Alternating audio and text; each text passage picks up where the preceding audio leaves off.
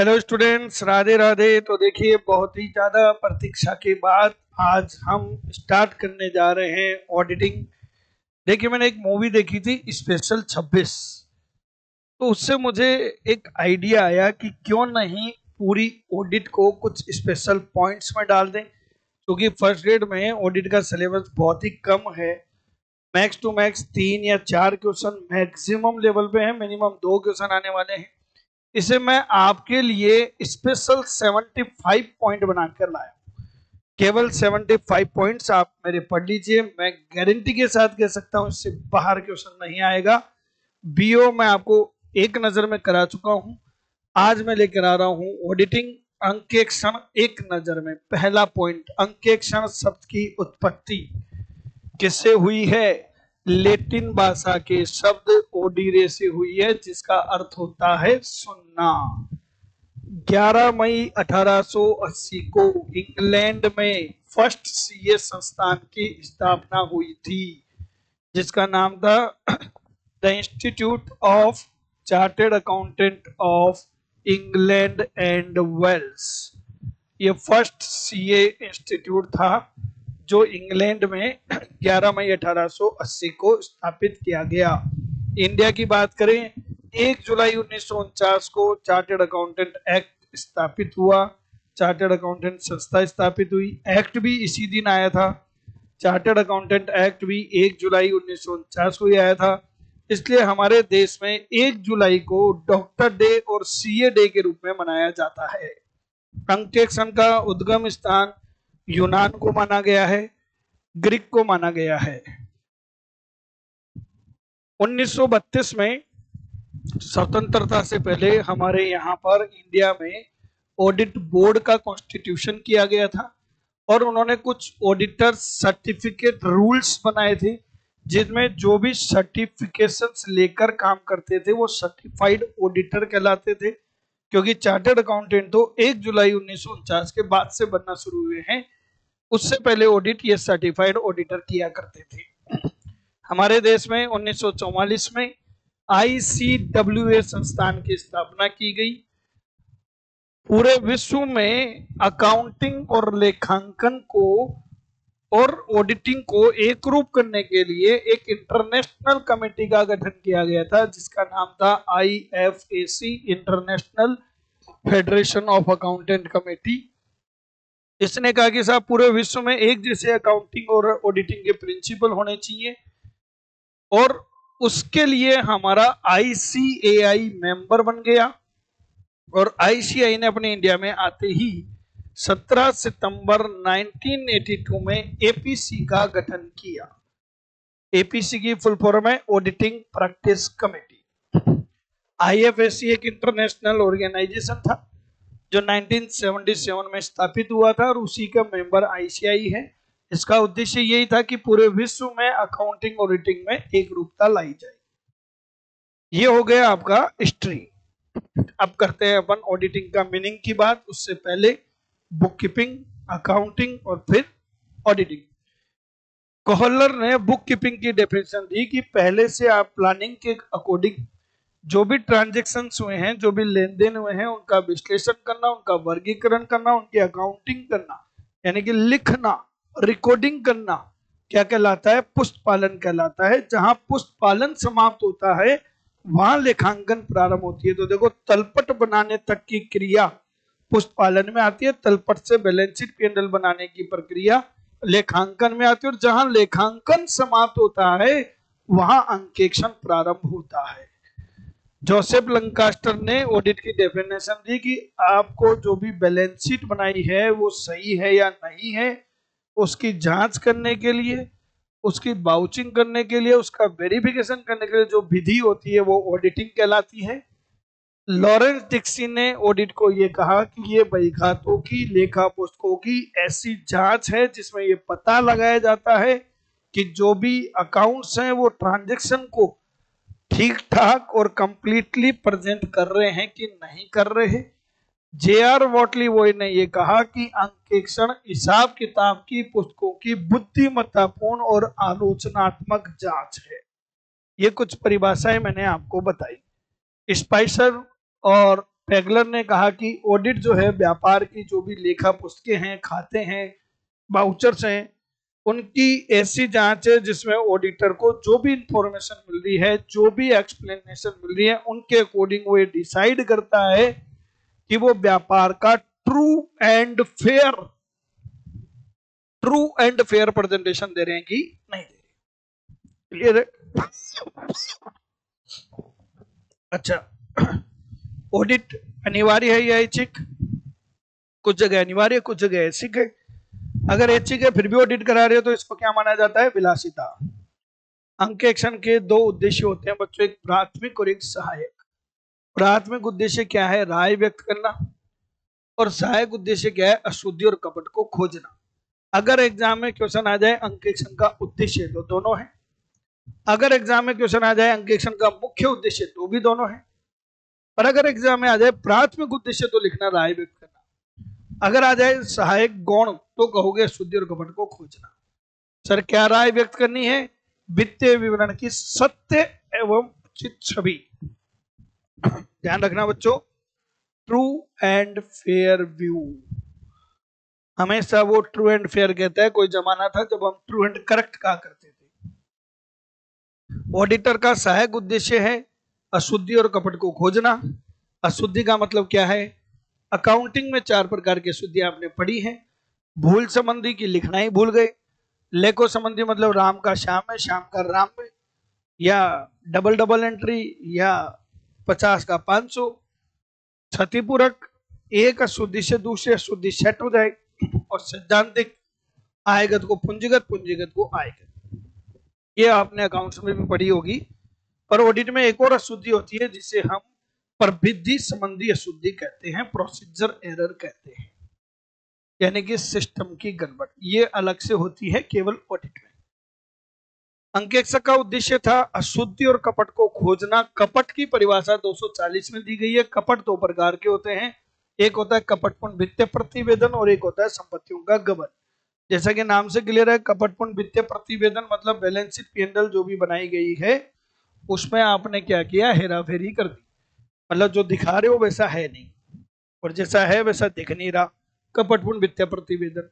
और संपत्तियों का गबन मतलब चोरी कर रहे हो, माल उठा के ले गए, कैश की चोरी कर ली, मेहनत नहीं कर रहे हो, सुविधाओं का गबन कर रहे हो, ये सब इसमें आते हैं। रोकड़ के गबन में एक टेक्निक आती है टिमिंग एंड लीडिंग। तो एग्जाम में क्वेश्चन पूछा जाता है टिमिंग एंड लीडिंग का संबंध किससे है? कपट से। किसके कपट से? रोकड़ के। रोकड़ में किससे? रोकड़ प्राप्ति के। इसमें क्या किया जाता है? एक ग्राहक से प्राप्त राशि का गबन कर लिया जाता है और दूसरे ग्राहक से राशि को पहले ग्राहक के खाते में एडजस्ट कर देते हैं। तो सर इससे क्या होगा? इससे ये होगा पहले ग्राहक का खाता सेट हो गया पर दूसरे का बिगड़ गया, और ये क्रम चलता रहेगा। सर कोई इसका मतलब एक अकाउंट तो गड़बड़ रहेगा ना, पर इतना उलझ जाएगा ही ढूंढ नहीं पाओगे। तभी तो इसको हिंदी में कहते हैं पालते रहना और लाते रहना, टिमिंग एंड लीडिंग। इसका दूसरा नाम है लैपिंग। ध्यान रखना, लैपिंग। नेक्स्ट, लंदन और जनरल बैंक के मामले में बताया गया था कि अंकेक्षक का कर्तव्य परामर्श देना है, सलाह देना है। ये ऐसा है नहीं, अंकेक्षक का कर्तव्य राय देना, वो भी वित्तीय विवरणों पर। तुमको काम कैसा करना चाहिए था, ये उसका काम नहीं है। वो बीमा करता नहीं है, उसने कोई इंश्योरेंस नहीं किया है, भविष्य की कोई गारंटी नहीं दी है। उसे ईमानदार व्यक्ति होना चाहिए। किंगस्टन कॉटन मिल बहुत फेमस केस था। इसमें कहा गया कि अंकेक्षक को रखवाली करने वाला कुत्ता होना चाहिए, ना कि भौंकने वाला। मतलब जो भी चीजें आप करो सावधानी पूर्वक करो, चतुराई से करो, लापरवाही मत करो, और आपका काम है सिर्फ रिपोर्ट करना, भौंकना नहीं। मतलब काटना नहीं है, भोग लो लेकिन काटो मत। और आपको कभी भी संदेह के साथ काम नहीं करना चाहिए। ये 2 केस बहुत बार पूछते हैं। एक क्वेश्चन आता है अंकेक्षण का कार्य क्षेत्र किसके द्वारा निर्धारित किया जाता है? तो जो नियुक्त करेगा वो नियोक्ता निर्धारित करेगा। अगर एक्ट में कुछ लिखा हो तो एक्ट निर्धारित करेगा, और स्टैंडर्ड ऑन ऑडिटिंग एप्लीकेबल है तो उनके द्वारा भी निर्धारित किया जाता है। अंकेक्षण के सिद्धांत 9 सिद्धांत होते हैं, जो मैंने आपको एक डायलॉग से बताया था। डिस्कोपेयर, डी का मतलब डॉक्यूमेंटेशन, आई का मतलब इंटेग्रिटी, सी का मतलब कॉन्फिडेंशियलिटी, एस का मतलब स्किल, ओ का मतलब using the work of others, P का मतलब प्लानिंग, ए का मतलब ऑडिट एविडेंस, आई का मतलब इंटरनल कंट्रोल और आर का मतलब रिपोर्टिंग। इन 9 सिद्धांतों की पालना ऑडिटर को करनी होती है। आधारभूत लेखांकन मान्यताएं 3 होती हैं। ये अकाउंट्स का क्वेश्चन है जिसको आप एक डायलॉग से कहते हो CAG, consistency, accrual and going concern. की लेखांकन नीति एक बार जो अपना लो वो ही कंटिन्यू अपनी चाहिए। कंसिस्टेंस, उपार्जन आधार पे लेखा भाई लिखे जाते हैं, यानी कि नगद आधार पे नहीं। अर्थात अगर खर्चा ड्यू हो गया, भले पेमेंट बाद में क्या हो, बुक्स में आएगा। और गोइंग कंसर्न मतलब हमें मान के चलते हैं कि कल ही हमारा बिजनेस बंद नहीं होगा। ये आधारभूत लेखांकन मान्यताएं होती हैं, ध्यान रखना ये मान्यताएं हैं, नीति नहीं है। एग्जाम में अगर क्वेश्चन आ जाए कि क्या लेखांकन नीतियों का प्रकटन अनिवार्य है, तो आप आंसर देंगे यस, प्रत्येक लेखांकन नीति का प्रकटन होना चाहिए।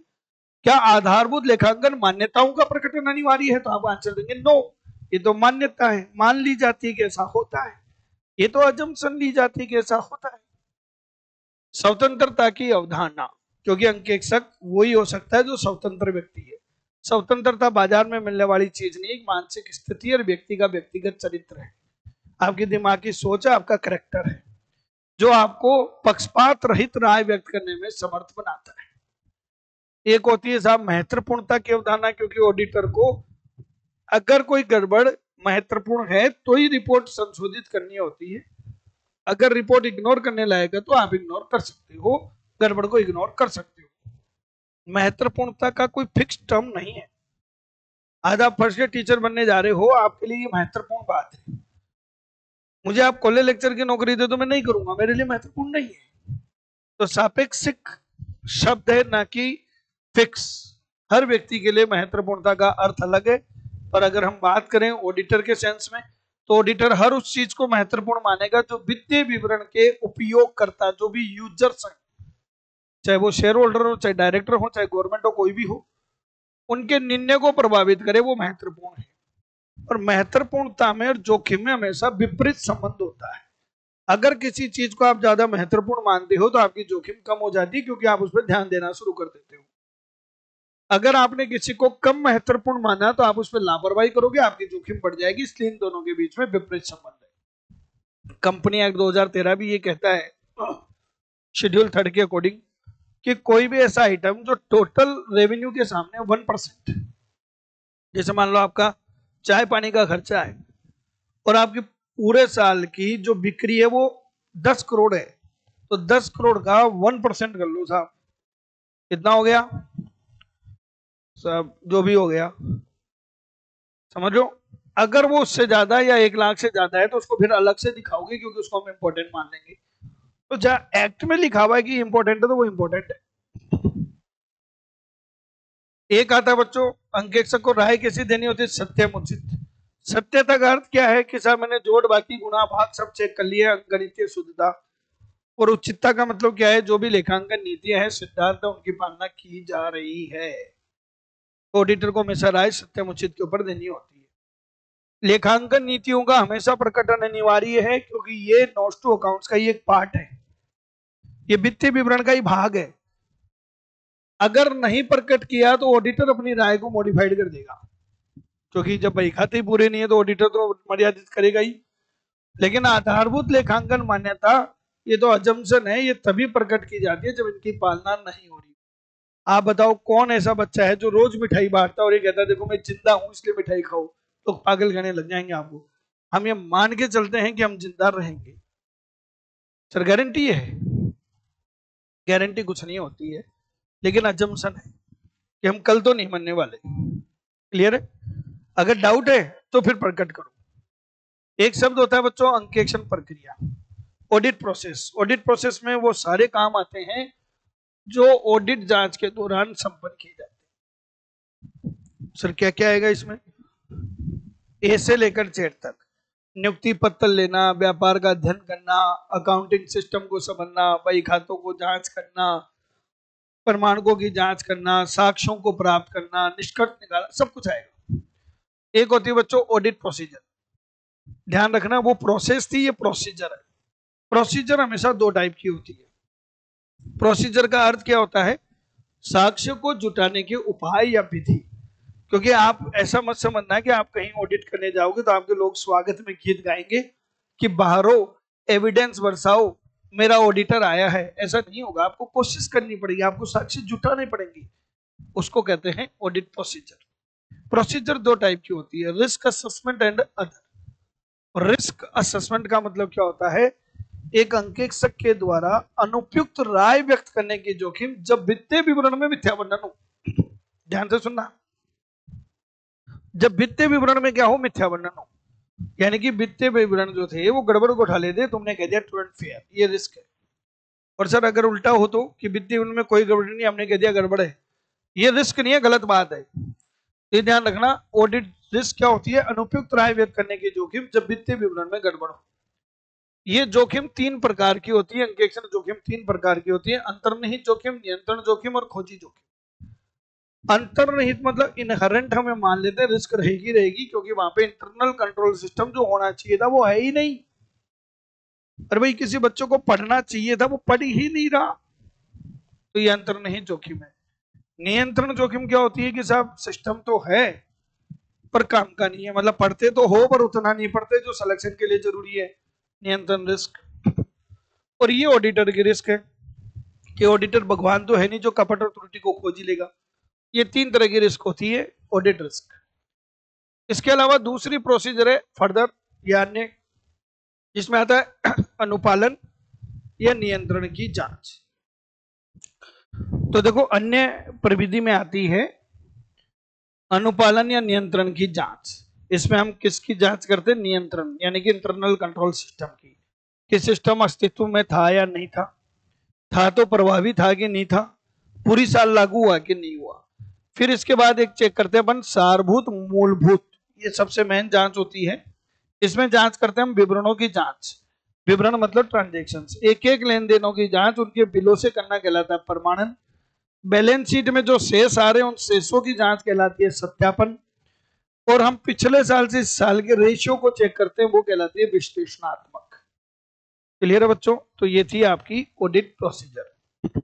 एक होता है बच्चों ऑडिट मेथड। तो देखो एक ऑडिट प्रोसेस है, एक प्रोसीजर है और एक है मेथड। प्रोसेस में तो हर एक स्टेप आ गई, प्रोसीजर दो टाइप की होती है, मेथड आपके 7 टाइप के होते हैं। आपका मेथड का मतलब ही वही है, साक्ष्य जुटाने की विधि। प्रोसीजर का मतलब ही वही है, क्योंकि प्रोसीजर वाइड शब्द है, उसके अंदर ये सब मेथड आने। मेथड में क्या आता है, हम पूछताछ करते हैं साहब, इंक्वायरी करते हैं क्या है क्या नहीं है, या आंतरिक बाह्य किसी भी व्यक्ति से पूछताछ कर सकते हैं। जब बाहर के लोगों को आप एक रिटर्न में लेटर भेजते हो और उनसे कंफर्मेशन मंगाते हो, कौन भेजता है, ऑडिटर। किसको भेजेगा, डेटर्स को, क्रेडिटर्स को, बैंक वाले को, तो उसको कहते हैं एक्सटर्नल कंफर्मेशन, बाह्य पुष्टिकरण। एक होता है बच्चों ऑब्जर्व करना, अवलोकन करना, जैसे स्टॉक का फिजिकल वेरिफिकेशन करना है, तो हम थोड़ी जाएंगे वहां गिनेंगे थोड़ी। मैं किसी क्लाइंट के ऑडिट करने जा रहा हूं तो उसका स्टॉक मैं गिनूंगा क्या, गिनेगा तो उनका स्टाफ। तो आप क्या करोगे, सर हम चाय मंगा लेंगे, गिन बेटा, देख रहे हैं तेरे को। इसको कहते हैं ऑब्जर्वेशंस। एक हम वहां जाके बही खातों की जांच पड़ताल करते हैं। एक जो चीजें उन्होंने कैलकुलेट करेगी उसके हम दोबारा से कैलकुलेशन करते हैं। कुछ चीजें ऐसी होती हैं जो हम खुद परफॉर्म करके देखते हैं, जो समझने से समझ जाने से समझ में नहीं आती। जैसे बैंक की ऑडिट करने जा रहे हो, एटीएम मशीन में से पैसा निकाल के देखते हैं हम खुद, और फिर जाके देखते हैं कि उस अकाउंट में ऑटोमेटिक डेबिट हो गया कि नहीं हुआ। इसको कहते हैं री परफॉर्मेंस। और एक होता है बच्चों एनालिटिकल प्रोसीजर, यानी पिछले साल से तुलना।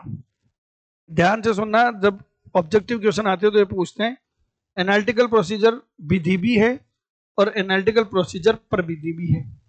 तो विश्लेषणात्मक प्रविधि अंकेक्षण विधि भी है और प्रविधि भी है।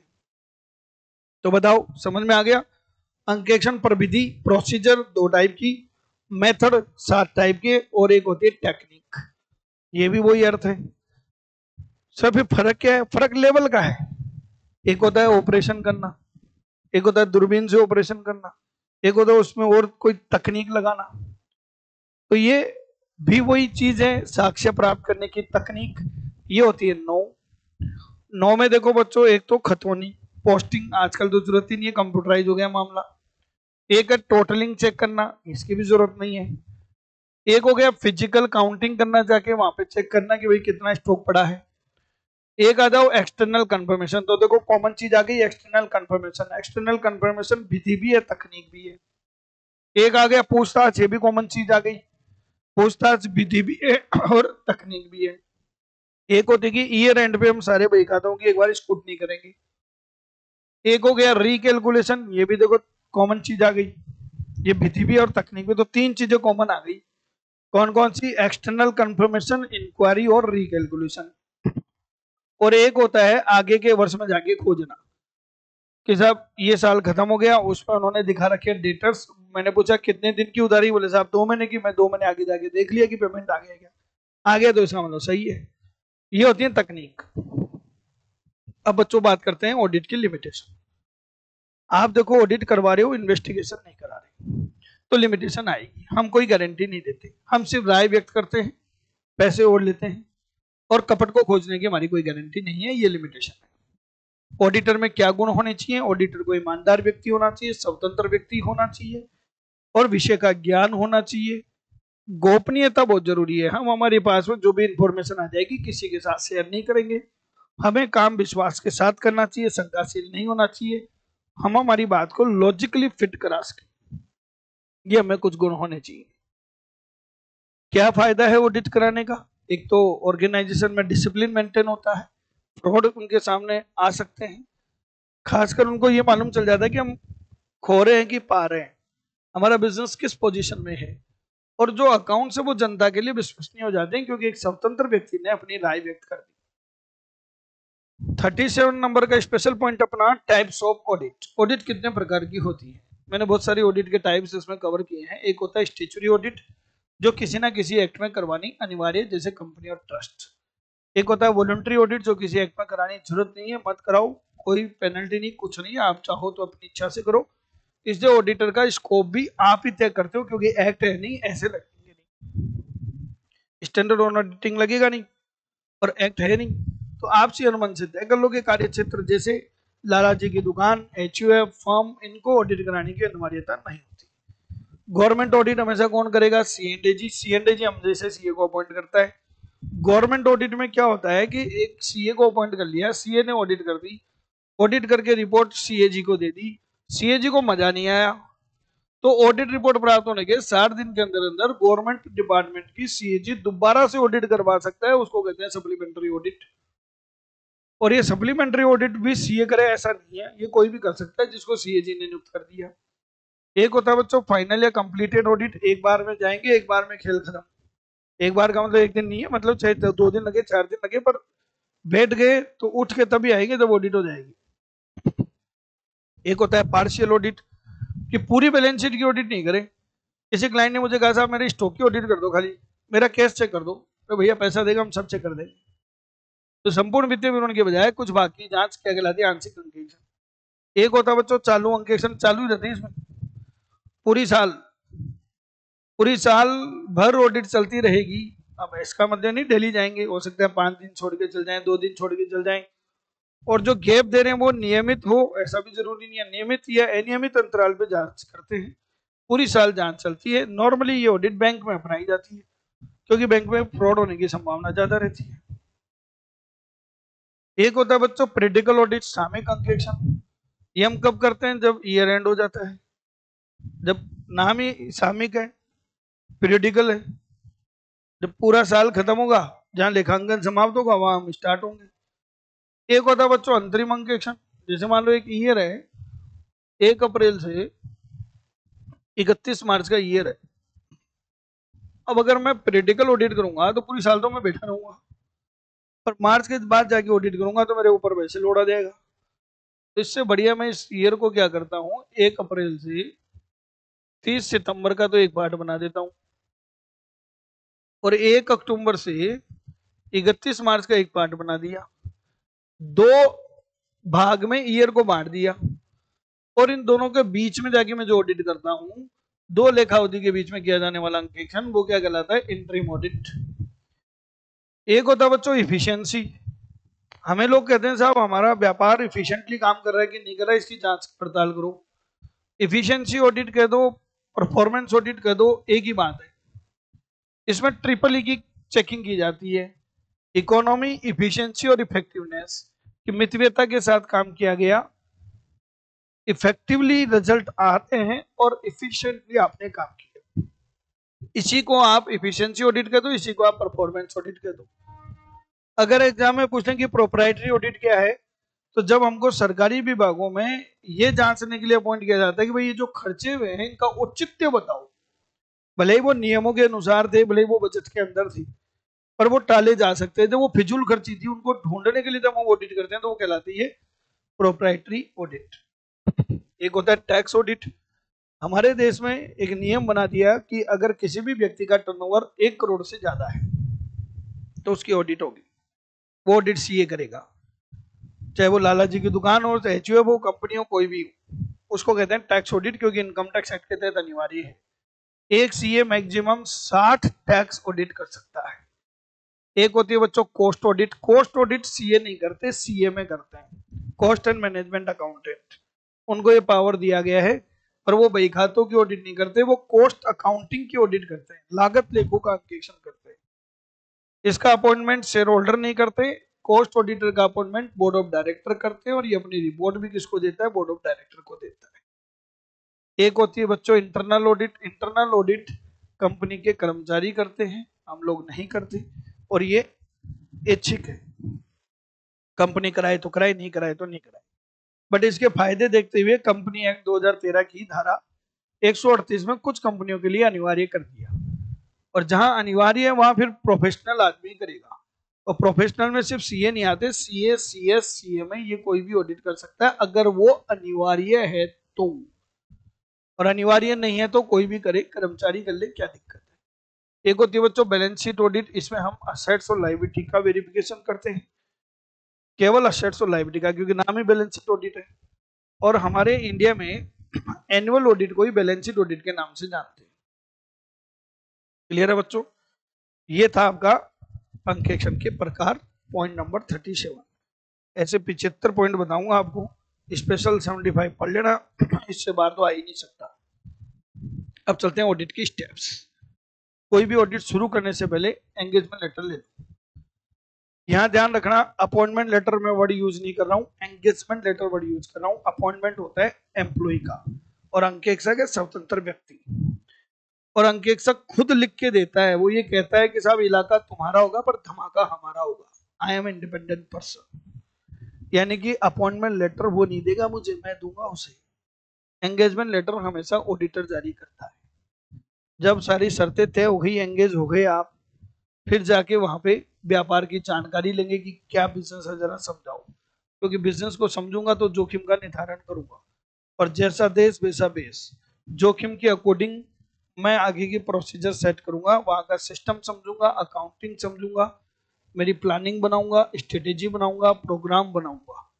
फिर वहां पे जाके डॉक्यूमेंट्स जो भी मेरे को इकट्ठे करने इकट्ठे करूंगा, और उनके आधार पे अपनी राय व्यक्त करूंगा।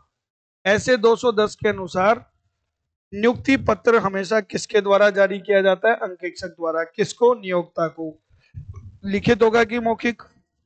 नाम ही पत्र है तो लिखित ही होगा। बच्चों, एक होता है अंकेक्षण कार्यक्रम, एक होता है अंकेक्षण नियोजन, और एक होता है अंकेक्षण व्यू रचना। अंकेक्षण कार्यक्रम क्या है कि हम पूरी प्रोसेस को स्टेप टू स्टेप अपनाएंगे और उसको लिख लें तो एक कार्यक्रम हो गया, सोच लें तो योजना हो गई। कोहलर ने यह कहा है कि ऑडिटर के द्वारा अपने कर्मचारियों को मार्गदर्शन देने के लिए, उनको कंट्रोल करने के लिए तैयार किया जाता है। क्लियर है? ये बिल्कुल लिखित होता है, स्पष्ट होता है, लोचशील होता है। बस इसकी प्रॉब्लम क्या है कि आपने स्टेप टू स्टेप लिख दिया, आपके कर्मचारी फिर उस अकॉर्डिंग ही काम करेंगे, अपना दिमाग नहीं लगाएंगे। ये इसकी सबसे बड़ी प्रॉब्लम है। ऑर्थर डब्ल्यू होम्स ने अंकेक्षण कार्यक्रम की परिभाषा दी कि जांच की लोचदार योजनाबद्ध रीति, कि हम किस तरीके से जांच करेंगे, इसकी पहले से योजना बनाई गई, पर वो लोचदार है, यानी कि हम मौके पे जरूरत पड़ेगी तो पलटी मार जाएंगे, ये कार्यक्रम है। एक होता है बच्चों रूटीन चेक। इसमें हम लोग क्या करते हैं, ज्यादा दिमाग नहीं लगाते, वहां जाते हैं, जोड़ बाकी गुणा भाग चेक करते हैं, बैलेंस वैलेंस चेक करते हैं, आगे कैरी फॉरवर्ड सही गया नहीं गया, ये सब चेक करते हैं। तो ये बहुत सरल काम है, लेकिन बेस यही है। इंग्लिश के लिए आपको एबीसीडी सीखनी पड़ेगी, ये एबीसीडी है। हमको थोड़ा बोरियत का काम लगता है ये कि क्या यार जोड़ बाकी गुणा भाग चेक कर रहे हैं, पर ये मैंडेटरी है। एक होता है बच्चों टेस्ट चेकिंग, क्योंकि इतनी सारी चीजें हम चेक नहीं कर सकते। रिलायंस की ऑडिट करने जाए सोचो, वहां पूरी साल से अकाउंटिंग हो रही है और मैं 2 महीने में जाके 1 महीने में जाके ऑडिट कर आऊंगा क्या? तो हम सबको चेक ना करके कुछ को चेक करते हैं। इससे हमारे समय में बचत हो जाती है, हमारे प्रयास में बचत हो जाती है, लेकिन हमारे दायित्व कम नहीं होते। तो बताओ नमूना जांच किसको कम करता है? समय और प्रयास को। किसको कम नहीं करता? दायित्व को। एक होता है बच्चों जो भी ऑडिटर ऑडिट करता है, ऑडिट के दौरान जो भी उसने निष्कर्ष ज्ञात करे वो एक कागज पे नोट करता रहता है या उसकी फोटोकॉपी लेता रहता है। वो ऑडिट वर्किंग पेपर कहलाते हैं। वर्किंग पेपर ही मेरे पास में एक ऐसा एविडेंस है जो मेरे रिपोर्ट और क्लाइंट के रिकॉर्ड के बीच की कड़ी है। मैंने जो रिपोर्ट दी और जो क्लाइंट के रिकॉर्ड है उनके बीच में अगर मैं कोई कनेक्शन एस्टैब्लिश कराऊं, मान लो मैंने रिपोर्ट में क्लाइंट का बैंक बैलेंस दिखा दिया कि इतना बैंक बैलेंस है, और कल को कोई मेरे ऊपर आरोप लगा दे तो मेरे पास बैंक स्टेटमेंट है साहब, वो वर्किंग पेपर है, इनको जोड़ने की एक कड़ी है। और ये हर एक ऑडिटर ऑडिट में जुटाएगा, और ये उसके पर्सनल असेट्स है। अब पर्सनल असेट्स है तो रोक के रखने का मतलब ही नहीं। ग्रहणाधिकार का मतलब क्या होता है? दूसरे की चीज को रोक के रख लेना। तो यहाँ पे ग्रहणाधिकार का तो पर्सन उत्पन्न नहीं होगा। ये तो मैं अपने ऑफिस में लेके जाऊंगा और मेरे पास संभाल के रखूंगा। सर कब तक रखोगी? 7 साल तक। तो बताओ अंकेक्षण कार्य पत्र की रिटेंशन पीरियड क्या होगा? 7 ईयर। किसकी संपत्ति है? अंकेक्षक की। सबसे ज्यादा पूछे जाने वाला क्वेश्चन है, अंकेक्षण कार्य पत्र किसकी संपत्ति होते हैं? अंकेक्षक की। अंकेक्षण कार्य पत्र कितने साल तक संभाल के रखने हैं? 7 साल तक। अंकेक्षण कार्य पत्र क्या है? अंकेक्षक की रिपोर्ट का आधार है, और इनको गोपनीय रखना होता है। क्या है कि आप सामने वाले के डॉक्यूमेंट से कॉन्फिडेंशियल रखने, किसी को लीक नहीं करने। अब क्या करते हैं बच्चों, जब हम इतने सारे कागज उठा लाते हैं तो उनको फाइल बना लेते हैं। फाइल हमारी दो बनती है, एक बनती है चालू, एक बनती है स्थायी। Current audit file, permanent audit file. हर साल डॉक्यूमेंट चेंज होंगे। हर साल के जो डॉक्यूमेंट्स होंगे एवरी ईयर के, वो चालू फाइल में जाएंगे। कुछ डॉक्यूमेंट्स तो है जो कभी चेंज ही नहीं होते, जैसे आपका पैन कार्ड, आपका आधार कार्ड, या आपका रजिस्ट्रेशन सर्टिफिकेट, तो ये हम परमानेंट ऑडिट फाइल में डाल देंगे। फिर क्या होता है बच्चों, इनमें से जो मोटी फाइल बनेगी वो करंट फाइल बनेगी। अब उस फाइल को चूहे खा जाते हैं, तो ऑडिटर क्या करता है, उस फाइल में से जो एकदम काम की चीजें हैं उनको निकाल कर बाइंडिंग करवा लेता है, एक बुक शेप में बना लेता है। तो वो ऑडिट नोटबुक कहलाती है। ऑडिट नोटबुक चालू अंकेक्षण फाइल से तैयार सजिल्द पुस्तिका है, और इसमें केवल उस वर्ष के ही लेन देन होते हैं जिसकी ऑडिट करी है, क्योंकि ये चालू फाइल से बनी है। एक ऑडिटर को क्या चेक करना होता है? Internal control system. Internal control system क्या है? कोई प्रोडक्ट तो है नहीं, प्रोसेस है। ये प्रोसेस किसने सेट करी? मैनेजमेंट ने, TCWG ने, या वहां पे काम करने वाले लोगों ने। उन्होंने डिजाइन की है, उन्होंने लागू करी है, उन्होंने ही बनाई है। क्यों बनाई है? ये उद्देश्य है। भाई कोई भी आदमी सिस्टम क्यों बनाता है? ताकि संगठन के उद्देश्य की पूर्ति हो जाए, जो भी नियम कानून लागू उनकी पालना हो जाए, जो भी कपट त्रुटि है उनको रोक ले और उनको खोज ले, इसलिए सिस्टम बनाया जाता है। सिस्टम का उद्देश्य क्या है? यही है कि सब ट्रांजेक्शन की सही रिकॉर्डिंग हो जाए, एरर फ्रॉड हमारे यहाँ पे नहीं हो, हम दायित्व निर्धारित कर सकें, लोगों का परफॉर्मेंस सुधरवा सकें, और हमारी संपत्ति की सुरक्षा रहे, इसलिए हम सिस्टम बनाते हैं। सिस्टम दो प्रकार का होता है, हमेशा ध्यान रखना, एडमिनिस्ट्रेटिव कंट्रोल और फाइनेंशियल कंट्रोल। फाइनेंशियल कंट्रोल के दो पार्ट, आंतरिक अंकेक्षण और आंतरिक जांच। एग्जाम में क्वेश्चन आता है कि आंतरिक नियंत्रण तंत्र आंतरिक अंकेक्षण का हिस्सा है, बताओ सही की गलत? गलत। आंतरिक अंकेक्षण और आंतरिक जांच किसके हिस्से हैं? वित्तीय नियंत्रण के। वित्तीय नियंत्रण किसका पार्ट है? ICS का। तो इंटरनल कंट्रोल सिस्टम जो होता है बच्चों, ये दो टाइप का हो गया। कौन कौन सा? प्रशासनिक, और एक कौन सा हो गया? वित्तीय। वित्तीय जो इंटरनल कंट्रोल सिस्टम है वो दो टाइप का हो गया, इंटरनल ऑडिट और इंटरनल चेक। क्लियर है? इंटरनल ऑडिट में आपको पढ़ा ही चुका हूं। इंटरनल चेक क्या होता है? एक ऐसा सिस्टम है जिसमें ऑर्गेनाइजेशन का एक कर्मचारी उसी ऑर्गेनाइजेशन के दूसरे कर्मचारी के काम को चेक करता है, यानी जूनियर के काम को सीनियर चेक करे। बाहर का कोई नहीं आएगा, सेम ऑर्गेनाइजेशन के एम्प्लॉय ही एक दूसरे का काम चेक करते हैं, और डेली की डेली चेक करते हैं। एक का काम स्टार्ट ही तब होता है जब एक का खत्म हो जाए, यानी जूनियर ने काम कर दिया तो सीनियर का काम यही है कि जूनियर के काम को चेक करे। रूटीन बेसिस पे चेक करना, ये आंतरिक जांच कहलाती है। और आंतरिक जांच तभी संभव है जब कर्मचारियों में कार्य बटे। जूनियर का काम है एंट्री करना, सीनियर का काम है एंट्री को चेक करना। जब तक काम बटेगा नहीं तो आंतरिक जांच होगा ही नहीं। तो आंतरिक जांच का आधार क्या हो गया? कार्य विभाजन। इसमें डेली की डेली जांच होगी, अनिवार्य तौर पे जांच होगी, छोड़ना नहीं है। और जब तक मिलीभगत नहीं होगी तब तक कपट छिपा नहीं रहेगा। कपट को तुरंत खोजा जा सकता है, गलती की संभावना कम हो जाती है। इसका उद्देश्य भी यही है कि कपट और त्रुटि को तुरंत रोका जा सके, काम आसान हो जाए, सही लेखांकन और दायित्वों को बांट दिया जाए। यह आंतरिक निरीक्षण या आंतरिक जांच के उद्देश्य है। देखो, हर आदमी सिस्टम बनाना चाहता है, पर सिस्टम की भी प्रॉब्लम है। सिस्टम की लिमिटेशन क्या आती है कि तुमने तो सिस्टम बना दिया लेकिन कर्मचारियों ने आपस में मिलीभगत कर ली। सिस्टम को डेवलप करने में लागत लगती है, उतने का तुमको फायदा मिलेगा नहीं। मानवीय भूल फिर भी होंगी, और लोग सिस्टम बनाने वाले ही सिस्टम की धज्जियां उड़ाते हैं। ये सिस्टम की प्रॉब्लम्स है। सिस्टम को प्रभावित करने वाले तत्व कौन से हैं? किसी भी ऑर्गेनाइजेशन का सिस्टम किससे प्रभावित होता है? वहां के संगठन की संरचना कैसी है। अगर वन मैन शो है, एक ही आदमी के पास में पूरे पावर है, तो सिस्टम कैसे काम करेगा? सिस्टम में जरूरी है सेग्रीगेशन ऑफ ड्यूटीज, कर्तव्यों को बांटना। यानी कि अगर मान लीजिए कोई स्टॉक को होल्ड कर रहा है, उसकी कस्टडी में है, और आपने उसी को अकाउंटिंग दे दी, तो वो देखो कैसा खेल खेलेगा। तो वहां पे काम बंटना चाहिए। तो ये संगठनात्मक संरचना उसको प्रभावित करती है। प्लस आपके यहाँ पे कितने ईमानदार लोग हैं उसके ऊपर डिपेंड करेगा। तुम कितना ही बढ़िया सिस्टम बना दो, पर चोरों की मंडली बिठा दो, ऐसी बैंड बजेगी कि तुम सोच नहीं सकते। प्लस मैनेजमेंट ने सिस्टम भी बना दिया, सारी चीजें सही है, पर बना के भूल गया। और भैया निगरानी रखनी पड़ती है, तब जाके सिस्टम काम करता है।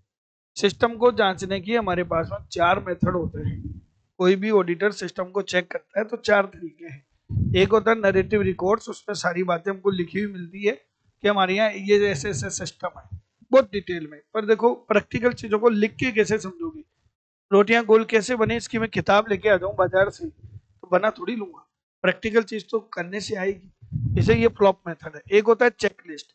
हम इसमें इंटरनल कंट्रोल क्वेश्चन की एक लिस्ट बनाते हैं जिसमें क्वेश्चन पूछे जाते हैं।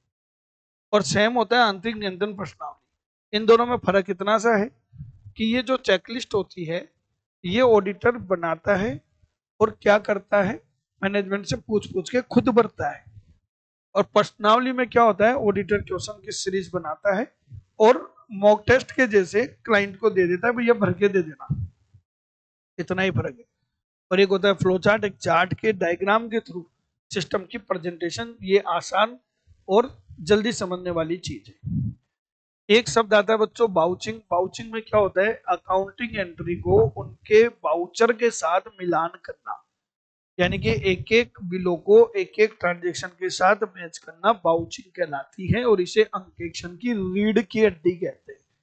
और यही ऑडिटिंग है कि हर एक एंट्री का एक बाउचर होता है। जैसे माल खरीदा, purchase account debit to party, तो माल खरीदने का बिल होगा, उस बिल से उस एंट्री को मिलाएंगे। किस पार्टी का नाम सही है, अमाउंट सही है, डेट सही है, कैलकुलेशन सही है, ये बाउचिंग कहलाती है। और इसे रीढ़ की हड्डी कहते हैं। ऑर्थर डब्ल्यू होम्स ने प्रमाणकों की जांच बताई कि बाउचर को जांचना प्रमाणक है जो ट्रांजेक्शन्स को सपोर्ट करते हैं। यानी वो बाउचर जिसकी एंट्री हुई है उसको जांचना प्रमाणन है। जे.आर. वॉटली बॉय ने यह कहा कि बाउचिंग का मतलब क्या होता है कि अकाउंट्स में जो भी मदे लिखी हैं वो सही है ना, फर्जी तो नहीं है, फर्जी एंट्री तो नहीं हो गई, उसके लिए हमको एविडेंस दो, चेक करेंगे। प्रोफेसर आयरिस ने तो प्रमाणन को एक टेक्निकल वर्ड बोल दिया। इसका उद्देश्य खाली यही है कि जो भी लेखा पुस्तकें हैं वो शुद्ध हैं, सत्य हैं, ऑथोराइज्ड है। प्रमाणन 2 प्रकार के होते हैं, एक ओरिजिनल और एक आपका डुप्लीकेट यानी कि सेकेंडरी। आप कहेंगे सर जैसे, बहुत सिंपल सी बात है बच्चों, जैसे आपने किसी को पेमेंट किया और उसने आपको रसीद दे दी, ओरिजिनल हो गया। आपने माल भेजा, किसी को माल बेचा, भेजा नहीं बेचा, तो सेल का बिल काटा, सेल का बिल ओरिजिनल हो गया, पर उसके साथ में अटैच है माल जाने की रेलवे की रसीद, वो हो गया सेकेंडरी। अगर कोई भी ऐसा बिल है जो कैश में पेमेंट हो रहा है और 5,000 से ज्यादा का पेमेंट हो रहा है तो उसके ऊपर 1 रुपए की लेमिनेट टिकट लगेगी। ये पूरा टॉपिक था प्रमाणन का, जो आपके कोर्स में नहीं है फिर भी मैंने करा दिया। सत्यापन जो होता है वो हमेशा आर्थिक चिट्ठी का होता है। बैलेंस शीट का वेरिफिकेशन होता है। बैलेंस शीट में आती है संपत्ति और दायित्व। संपत्ति और दायित्व में हम 4 चीजें चेक करते हैं, डायलॉग याद रख लेना। OBEP, ऑनरशिप, वैल्यूएशन, एग्जिस्टेंस और प्रेजेंटेशन। ऑनरशिप में हम ये देखते हैं कि साहब अगर आपकी बैलेंस शीट में बिल्डिंग आ रही है तो इसका मतलब आप उसके मालिक हो। किराए पे अगर आपने कोई बिल्डिंग ले रखी है तो आपकी बैलेंस शीट में नहीं आएगी क्योंकि वो आपकी संपत्ति नहीं है। प्लस हम देखते हैं कि वो वाकई में है या कागजों में ही है। जैसे आपकी बैलेंस शीट में बिल्डिंग आ रही है, आपके पास डॉक्यूमेंट भी है पर वो भारत के नक्शे में नहीं है बिल्डिंग, फिजिकल वेरिफिकेशन करते हैं। प्लस उसका वैल्यूएशन देखते हैं कि भाई कितने रुपए में आपने दिखाई, कितना उसका मूल्य है। प्लस देखते हैं प्रेजेंटेशन की वो स्थायी संपत्ति थी कि चालू संपत्ति थी। सत्यापन का उद्देश्य एक ही है कि बैलेंस शीट की सही स्थिति बताना, सही मूल्यांकन करना, एग्जिस्टेंस बताना, ओनरशिप बताना। वही OBP आ गया। संपत्तियों का मूल्यांकन किया जाता है, वो किया जाएगा उचित मूल्य पर, और मूल्यांकन मैं नहीं करता, ऑडिटर मूल्यांकन करता नहीं होता है। किंगस्टन कॉटन मिल्स में भी आया था, ये पिछली बार फर्स्ट ग्रेड में भी पूछा था। अंकेक्षक मूल्यांकन करता नहीं होता है। तो सर हम क्या करेंगे, हम जो मूल्यांकन किया गया है उसके आधार की जांच करते हैं और आधार में हम देखते हैं कि मूल्यांकन सही मूल्य पर करा कि नहीं करा। मान लो कोई चीज 100 रुपए की थी, उसको 150 रुपए बता दिया, तो इसका मतलब आप क्या मान लोगे कि 50 रुपए प्लस में आ गए। उससे अधिक मूल्यांकन से आप अपने आप को प्रॉफिट में मान लोगे और लाभांश का भुगतान कर दोगे, जबकि लाभ तो थे ही नहीं। लाभांश का भुगतान किससे हो गया, पूंजी से। तो एग्जाम में क्वेश्चन आया हुआ है, संपत्तियों के अधिमूल्यांकन का प्रभाव क्या होता है, लाभांश का भुगतान पूंजी से हो जाता है।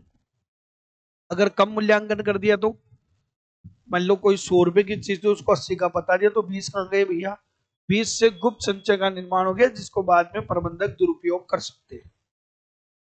प्रत्येक कंपनी की ऑडिट करवाना क्या है, अनिवार्य है। और ये ऑडिट सिर्फ कौन करेगा, सीए, जो प्रैक्टिस में है, जॉब करने वाला नहीं, या फिर सीए की पार्टनरशिप फर्म या LLP ही करेंगे। अगर ऑडिटर को कंपनी के संबंध में कोई फ्रॉड पकड़ में आ जाता है तो उसकी रिपोर्टिंग वो केंद्र सरकार को करेगा, अगर वो 1 करोड़ से ज्यादा का फ्रॉड है तो, और वो रिपोर्ट करेगा फॉर्म नंबर ADT फॉर्म में। ऑडिटर को कई बार केस में घसीटा गया, कोर्ट में घसीटा गया, तो ऑडिटर के दोनों तरह के दायित्व हो सकते हैं, दीवानी दायित्व और आपराधिक दायित्व, यानी खाली जुर्माना भी लगाया जा सकता है तो जेल की सजा भी हो सकती है। अगर ऑडिटर ने कर्तव्य भंग किया, विश्वास भंग किया, लापरवाही करी तो ये दीवानी दायित्व होता है। और अगर कोई एक्ट में क्रिमिनल बताया गया है तो वो क्रिमिनल लायबिलिटी होगी। ऑडिटर जो भी रिपोर्ट देता है वो SS 700 में बताई गई है। ऑडिट रिपोर्ट का फॉर्मेट 700 में बताया गया है। ऑडिट रिपोर्ट 2 टाइप की होती है, या तो होती है क्लीन या होती है मॉडिफाइड। अब भी एक एग्जाम हुई थी, उसी में क्वेश्चन आया था। जब उसको कुछ भी गड़बड़ नहीं लगती है, सारी बातों से संतुष्ट है, तो वो क्लीन ओपिनियन देता है। अगर कुछ भी गड़बड़ लगती है, 5 मेन बातें होती हैं, अगर वो उनसे संतुष्ट नहीं है तो वो मॉडिफाइड रिपोर्ट देता है। रिपोर्ट, कौन सी रिपोर्ट किसको दी जाएगी, ये आखिरी पॉइंट। अगर एग्जाम में आ जाए स्टेचुरी रिपोर्ट तो ऑडिटर किसको देता है, कंपनी के मेंबर्स को। अगर कंपनी नहीं है तो अपॉइंटिंग अथॉरिटी को, लाला जी ने अपॉइंट किया तो लाला जी को। टैक्स ऑडिट रिपोर्ट वो एक कॉपी देता है इनकम टैक्स ऑफिसर को, एक देता है क्लाइंट को। ध्यान से सुनना, कोस्ट ऑडिट के ऊपर मैं आपको स्पेशली बोल रहा हूं, जितनी भी बुक है सब में गलत दिया हुआ है। कोस्ट ऑडिट रिपोर्ट सिर्फ बोर्ड ऑफ डायरेक्टर को देता है। इधर उधर की बुक से पढ़ रहे होंगे तो आपको दिखेगा बोर्ड ऑफ डायरेक्टर को एक कॉपी, एक कॉपी केंद्र सरकार को। वो पुराना था, वो चेंज हो गया है। आज की डेट में cost auditor board of director को देता है, फिर बोर्ड ऑफ डायरेक्टर गवर्नमेंट को देती है। Internal auditor board of director को अपनी रिपोर्ट देगा, गवर्नमेंट ऑडिटर अपनी रिपोर्ट CNDG को देगा, और ब्रांच ऑडिटर अपनी रिपोर्ट मैन ऑडिटर को देगा। तो बच्चों ये थे स्पेशल 75। 3 क्वेश्चन के लिए ये मोर देन सफिशिएंट है। मैं इसमें सारी केस स्टडीज कवर कर चुका हूं, ऑडिट की डेफिनेशन, आप देखो मैंने आपको बातों बातों में क्या क्या करा दिया, टाइप्स ऑफ ऑडिट करा दिया, ऑडिट की डेफिनेशन करा दिया, फ्रॉड करा दिया, एरर करा दिया, ऑडिट प्रोग्राम के बारे में बता दिया, प्रोसीजर बता दी, सिद्धांत बता दिए, रिपोर्टिंग बता दी, लगभग पूरी ऑडिट मैंने कंप्लीट कर दी। तो चलिए कुछ क्वेश्चंस की प्रैक्टिस करते हैं। हिंट दे रहा हूं, प्राथमिक उद्देश्य बताओ, प्राथमिक उद्देश्य क्या है? राय व्यक्त करना। राय व्यक्त करने के लिए क्या करना पड़ेगा? जांच पड़ताल। वित्तीय विवरण तैयार करना किसकी जिम्मेदारी है? मैनेजमेंट की। खातों का प्रबंधन मैनेजमेंट, फंड का निवेश मैनेजमेंट। हमारा काम क्या है? बही खातों की सटीकता की जांच और सत्यापन करना। तो पहले का आंसर क्या हो गया बच्चों? बी। क्वेश्चन नंबर 2, कौन सा ऑडिट का उद्देश्य नहीं है? अब देखो इन्होंने ये नहीं कहा है, आपको मैं बताऊं, मैंने क्वेश्चन फोकस ही उस पर किया है, बस मीनिंग एंड ऑब्जेक्ट पे ज्यादा, क्योंकि सिलेबस में वही है। ऑडिट का उद्देश्य कौन सा नहीं है, ये नहीं कह रहा प्राथमिक द्वितीयक कुछ भी। तो बताओ, कपट और त्रुटियों को खोजना रोकना, बिल्कुल है साबित हो। इंटरनल कंट्रोल सिस्टम का मूल्यांकन करना, ये भी करना होता है। कंपनी के लिए बजट तैयार करना, ये मेरा काम थोड़ी, ये तो मैनेजमेंट का काम है। कानून की पालना हो रही है कि नहीं हो रही, ये चेक करेंगे। तो ये हमारा उद्देश्य नहीं है। तो राइट आंसर हो गया 2 का सी। क्वेश्चन नंबर 3, अगर आप बाहर वाले से ऑडिट करवा रहे हो, यानी कि एक इंडिपेंडेंट ऑडिटर से, यानी कंपनी का कर्मचारी नहीं है, तो वो कौन सी ऑडिट होती है? संवैधानिक। क्योंकि इंटरनल मैनेजमेंट और ऑपरेशनल ऑडिट खुद इंटरनल बंदा कर सकता है। एक्सटर्नल अगर कोई करेगा तो वो कौन सी ऑडिट होगी? स्टैट्यूटरी ऑडिट होगी, जो एक स्वतंत्र व्यक्ति होना जरूरी है। अगर कंपनी के खुद कर्मचारी ऑडिट करे तो वो कौन सी ऑडिट कहलाएगी? वो इंटरनल ऑडिट कहलाएगी। कौन सी ऑडिट कहलाएगी? Internal audit. Question number 5, management audit क्यों की जाती है? जैसा कि नाम से क्लियर है, मैनेजमेंट ऑडिट क्यों की जाती है? बताओ कि मैनेजमेंट जो है वो ढंग से काम कर रहा है कि नहीं कर रहा, प्रबंध की दक्षता और प्रभावशीलता का आंकलन। इसमें कहीं बैलेंस शीट P&L चेक नहीं किए जाते, ये नाम ही मैनेजमेंट ऑडिट है, तो मैनेजमेंट की चेकिंग होती है इसमें। ना टैक्स से कोई मतलब है, ना वित्तीय विवरण से मतलब, ना टैक्स से मतलब, और ना ही संपत्तियों से मतलब, मैनेजमेंट से मतलब है। तो राइट आंसर 5 का क्या हो गया? बी। क्वेश्चन नंबर 6, कौन सा ऑडिट का प्रकार आंतरिक नियंत्रण को बेहतर बनाने के लिए और जोखिम और धोखाधड़ी को कम करने के लिए जरूरी है? देखो, इंटरनल कंट्रोल की बात कर रहा है, तो इंटरनल कंट्रोल को चेक करने के लिए कौन सी ऑडिट होगी? इंटरनल ऑडिट, क्योंकि ये रोज होती है, इससे आपकी ये चीजें पकड़ में आएंगी। स्टैट्यूटरी ऑडिट से इन सबसे पकड़ में नहीं आएंगी, क्योंकि स्टैट्यूटरी ऑडिट तो कानून की वजह से करनी पड़ती है, ये सिर्फ टैक्स की बात करेगा और ये रूल्स एंड रेगुलेशन की बात करेगा। सिस्टम को बेहतरीन बनाने के लिए आपको इंटरनल ऑडिट करानी पड़ती है।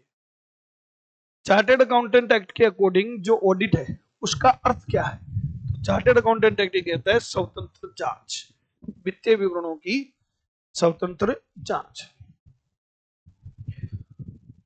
क्वेश्चन नंबर 8, ऑडिट किस में मदद करता है? ऑडिट किस में मदद करता है? वित्तीय सटीकता के बारे में पूर्ण आश्वासन, ये गलत हो गया, क्योंकि ऑडिटर हमेशा कैसा अश्योरेंस देता है? रीजनेबल, उचित आश्वासन देता है, गारंटी नहीं देता, तो ये गलत हो गया। उचित आश्वासन देना कि वित्तीय विवरण भौतिक गलत बयान यानी कि महत्वपूर्ण मिथ्यावरण से मुक्त है, ये बात बिल्कुल सही है। तो राइट आंसर क्या हो गया? बी। मार्केटिंग हम करते नहीं, कर्मचारियों को हम ट्रेनिंग देते नहीं, इसका राइट आंसर क्या हो गया? 8 का बी। क्वेश्चन नंबर 9, कौन सा लेखा परीक्षा का मूल उद्देश्य है? मेन ऑब्जेक्ट कौन सा है? फंडामेंटल ऑब्जेक्ट क्या है? देखो, टैक्स रिटर्न की चेकिंग करना हमारा मेन काम नहीं है, हमारा काम है वित्तीय विवरण की सत्यता और निष्पक्षता का पता लगाना। क्लियर है? फिजिकल इन्वेंटरी हम नहीं बनाते, मैनेजमेंट बनाता है, पेरोल भी वो तैयार करते हैं, उनके रोज के काम हम थोड़ी करेंगे, हम तो बैलेंस शीट P&L की चेकिंग करते हैं। तो क्वेश्चन नंबर 9 का आंसर था B. Question number 10, reasonable assurance का मतलब क्या है? ऑडिट में रीजनेबल अश्योरेंस ही लिया जाता है, गारंटी हम देते नहीं है, इसका अर्थ क्या है? ये कह रहे हैं सब छोटी मोटी त्रुटियों की जांच की जाती है, नहीं ऐसा नहीं है, जांच तो पूरी करेंगे। अब कोई आश्वासन ही नहीं दे रहे, ऐसा थोड़ी आश्वासन दे रहा हूं ना, उचित दे रहा हूं, पूर्ण गारंटी नहीं, उच्च स्तर की गारंटी, ना कि पूर्ण। उच्च देंगे हम, हाई लेवल का assurance but not absolute, high but not absolute. हम ये बात कहेंगे कि साहब वित्तीय विवरण में कोई गड़बड़ नहीं है, पर गारंटी के साथ नहीं कहेंगे। इसको अश्योरेंस कहते हैं। कौन सा? Reasonable assurance. तो क्वेश्चन नंबर 10 का आंसर था बी। क्वेश्चन नंबर 11, निम्नलिखित में से कौन सी ऑडिट की एक लिमिटेशन है? कौन सी ऑडिट की लिमिटेशन है? पहला, यह पूर्ण आश्वासन प्रदान करता है। पूर्ण आश्वासन तो प्रदान ही नहीं करता। ये हमारी एक लिमिटेशन है कि साहब हम सभी त्रुटि और कपट का पता नहीं लगा सकते। क्लियर है? ये हमारी लिमिटेशन है। सर ये भी तो लिमिटेशन है ना कि आप पूर्ण आश्वासन प्रदान नहीं करते। प्रदान नहीं करता तो लिमिटेशन होती, ये कह रहा करता है। समझ गए? Next question number 12, London general bank के मामले में कोर्ट ने ये मान लिया था, क्या मान लिया था? कि क्या ऑडिटर कंपनी का इंश्योरेंस करने वाला है? नहीं, कोर्ट ने ऐसा नहीं माना था। कोर्ट ने तो खुद ने कहा था कि वो बीमा करता नहीं होता। वो ये मान लेते हैं कि अगर वो उचित देखभाल और कौशल के साथ ऑडिट करेंगे तो वो उत्तरदायी नहीं होंगे। इन्होंने यही कहा था कि ऑडिटर जो है वो उचित सावधानी के साथ काम करे। क्लियर है? क्वेश्चन नंबर 13, भारत में ऑडिटिंग स्टैंडर्ड कौन जारी करता है? एक ही तो है अपने यहाँ पे, ICAI। क्वेश्चन नंबर 14, ऐसे 200 में क्या दिया हुआ? ऑडिट की डेफिनेशन और उसके ऑब्जेक्ट। ऑडिट की डेफिनेशन और ऑब्जेक्ट किस में दिए गए हैं? मीनिंग एंड ऑब्जेक्ट जो आपके सिलेबस में दिया हुआ है वो किस में दिया गया है? स्टैंडर्ड ऑन ऑडिटिंग 200 में। ध्यान रखना। क्लियर है? तो 14 का आंसर हो गया सी। लेखा परीक्षा मानकों के अनुसार कौन सी ऑडिट की टाइप नहीं है? तो ऑडिट दो टाइप का होता है बच्चों, एक मॉडिफाइड और एक क्लीन। क्लियर है? और क्लीन जो होती है उसको आप अनक्वालिफाइड भी कह सकते हो। तो ये तो टाइप है। मॉडिफाइड जो ओपिनियन होती है वो 3 टाइप की होती है। संशोधित राय 3 टाइप की होती है, क्वालिफाइड, एडवर्स और डिस्क्लेमर ऑफ ओपिनियन। तो डिस्क्लेमर ऑफ ओपिनियन ये भी राय का प्रकार है, एडवर्स भी राय का प्रकार है, लेकिन रिजर्व ओपिनियन ऐसा कोई शब्द नहीं होता। तो 15 का आंसर है सी।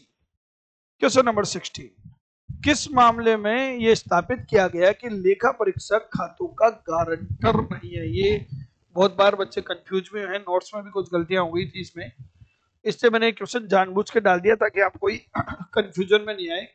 यह कथन किसमें कहा गया कि auditor is not a guarantor, उसे उचित कौशल का प्रयोग करना चाहिए। ध्यान रखना, मैंने नोट्स में हो सकता है मेरे लंदन जर्नल में डल गया, इसको घोट लेना अच्छे से। लेखा परीक्षक गारंटी करता नहीं होता है, ये बात कही गई है किंगस्टन कॉटन मिल्स के मामले में, जो कुत्ते वाला केस था।